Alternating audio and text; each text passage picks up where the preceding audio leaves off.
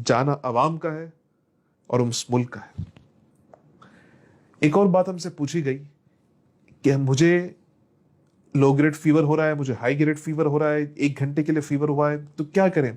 देखिए, फी जमाना अगर किसी को, चाहे वो लो ग्रेड का फीवर हो, चाहे वो हाई ग्रेड का हो, चाहे वो 1 घंटे ही का फीवर क्यों ना हो, इस वक्त वो कोरोना वायरस है, अनटिल और अनलेस प्रूवन अदरवाइज। फीवर के साथ साथ अगर किसी को कोई शॉर्टनेस ऑफ ब्रेथ हो रही है, यानी सांस लेने में तकलीफ, किसी को चेस्ट पेन हो रहा है, सीने में तकलीफ, किसी को लॉस ऑफ टेस्ट या स्मेल है, यानी सूंघने और चखने की सलाहियत का खात्मा, या किसी को ऑल्टर्ड मेंटल स्टेटस हो रहा है, इसका मतलब ये कि आप किसी मरीज को देख रहे हैं कि यार उसका वो दिमागी तवाजुन कल तक सही था, आज खराब हो रहा है, तो ये सारी निशानियां कोरोना वायरस की हैं। अब ये अलामत किसी में जाहिर हो गई, तो अब क्या करें। अब एक केस ले लेते हैं कि कोई अफोर्ड नहीं कर सकता टेस्ट। ये आजकल पाकिस्तान में इन कॉन्स्पिरेसी थ्योरीज की वजह से लोग हॉस्पिटल नहीं जाना चाहते, तो आप क्या करें। आप सिर्फ घर में अपने आप को आइसोलेट करें फॉर 14 डेज। बेहतर तो यही है कि टेस्टिंग करवाएं। अगर अफोर्डेबिलिटी नहीं है और अगर आप नहीं करवाना चाहते तो ये आपका पूरा पूरा राइट है, आप घर में 14 डेज के लिए अपने आप को आइसोलेट कर लें। अच्छा, घर में जब आप अपने आप को आइसोलेट करेंगे तो ये 5 काम आपने करने हैं। एक, कि अगर आपको कोई फीवर है या किसी और तरह का सिम्टम है तो आपने पैराडोल खानी है। दूसरा, अपने प्राइमरी केयर फिजिशियन से बराह रास्त डेली बेसिस पे कांटेक्ट में रहना है और उसे अपनी सिम्टम्स बताते रहना है। तीसरा, आपको फ्रीक्वेंट हैंड वॉशिंग करनी है। चौथा, जब आप अपने किसी फैमिली मेंबर से कांटेक्ट में आएंगे तो खुद भी मास्क पहनना है और फैमिली मेंबर को भी मास्क पहनना जरूरी है। पांचवी चीज, अपने आप को डेली बेसिस पे इन 3 चीजों के लिए इवेल्युएट जरूर करना है। वो 3 बुनियादी चीजें क्या है। अगर क्या आपको शॉर्टनेस ऑफ ब्रेथ हो रही है, यानी सांस लेने में तकलीफ, क्या आपको चेस्ट पेन हो रहा है, या क्या आपको ऑल्टर्ड मेंटल स्टेटस हो रहा है, यानी दिमागी तवाजुन में कोई मसला। अगर इन 3 चीजों में से कोई एक चीज भी पॉजिटिव आ रही है तो बगैर किसी तावील के आप फौरन इमरजेंसी भागे और वहां जाके अपना चेकअप करवाएं।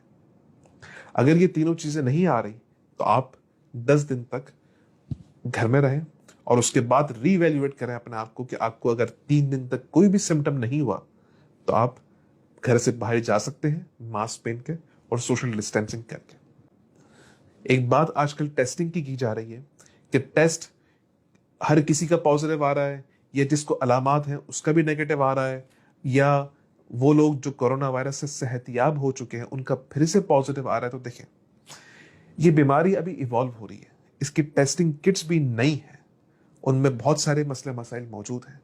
अगर किसी को ये अलामात कोरोना वायरस की आ चुकी हैं जैसे हमने अभी स्टार्टिंग में बताया, और अगर टेस्ट नेगेटिव भी आया, इररिस्पेक्टिव आपने घर में 14 डेज के लिए अपने आप को आइसोलेट करना है।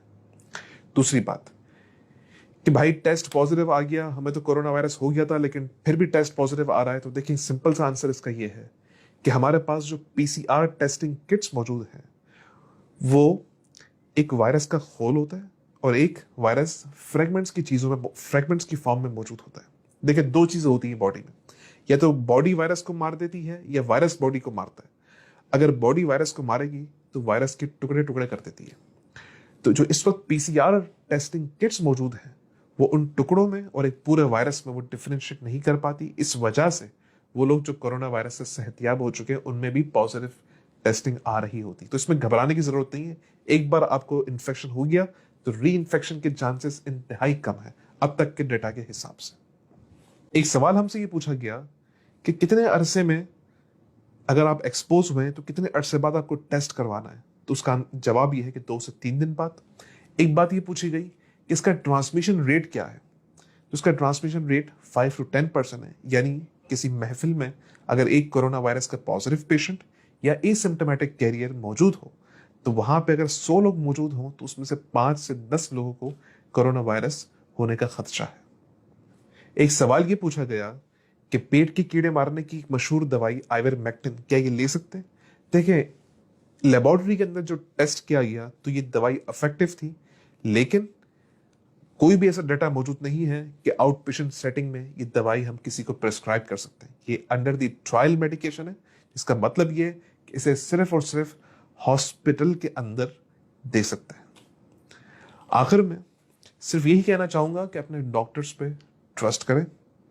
कोई पैसा नहीं बना रहा, कोई पैसा कमा नहीं रहा इस पे। जो फ्रंट लाइन वर्कर हैं वो खुद परेशान हैं अपने लिए और अपनी फैमिली के लिए। आखिर मैं आप सबसे गुजारिश करूंगा कि इन कॉन्स्पिरेसी थ्योरीज से कोरोना वायरस का कुछ भी नहीं जाना हमारा है।